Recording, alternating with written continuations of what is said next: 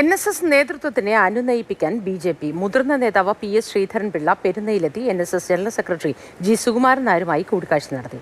ശബരിമല നിയമനിർമ്മാണ വിഷയത്തിൽ BJP രാഷ്ട്രീയം കളിച്ചുവെന്ന് സുകുമാരൻ നായർ ആരോപിച്ചതിന് പിന്നാലെയാണ് അനുനയ നീക്കം.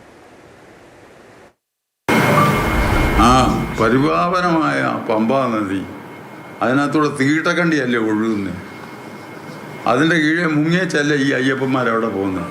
10 വർഷമായല്ലോ കേന്ദ്രം ഭരിച്ചിട്ട്. എന്തോ ചെയ്തു? നിയമസഭാ തെരഞ്ഞെടുപ്പിന് മാസങ്ങൾ മാത്രം ബാക്കി നിൽക്കെ NSS എതിർപക്ഷത്ത് നിൽക്കുന്നത് തിരിച്ചടിയാകുമെന്ന് മനസ്സിലാക്കിയാണ് BJPയുടെ അനുനയ നീക്കം. NSSുമായി അടുത്ത ബന്ധമുള്ള മുതിർന്ന നേതാവ് PS ശ്രീധരൻപിള്ള BJPയുടെ ദൂതനായി പെരുന്നയിലെത്തി. 20 മിനിറ്റോളം സുകുമാരൻ നായരുമായി കൂടിക്കാഴ്ച.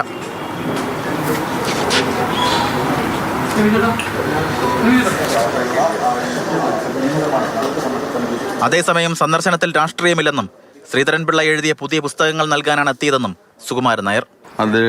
പുതുതായിട്ട് എഴുതിയ 2 പുസ്തകങ്ങളൊക്കെ എനിക്ക് തന്നു. വളരെ സന്തോഷമായിട്ട് സ്വീകരിച്ചു. ഞങ്ങൾ തമ്മിൽ ഇന്നല്ല, രാഷ്ട്രീയമായിട്ട് മാത്രമല്ല, വ്യക്തിപരമായിട്ടും ഇന്നലകളിലും ഞങ്ങൾ വളരെ സൗഹൃദത്തിൽ പോയിട്ടുള്ളവരാണ്.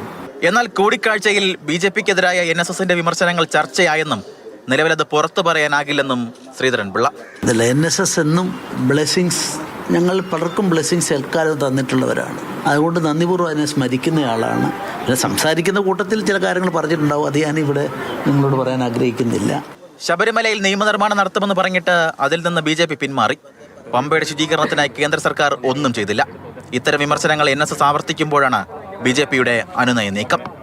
സന്ദർശനം സൗഹൃദമെന്ന് പുറമേ പറയുമ്പോഴും BJP ജില്ലാ അധ്യക്ഷനൊപ്പമുള്ള ശ്രീധരൻപിള്ളയുടെ വരവ് കൃത്യമായ രാഷ്ട്രീയമാണ്.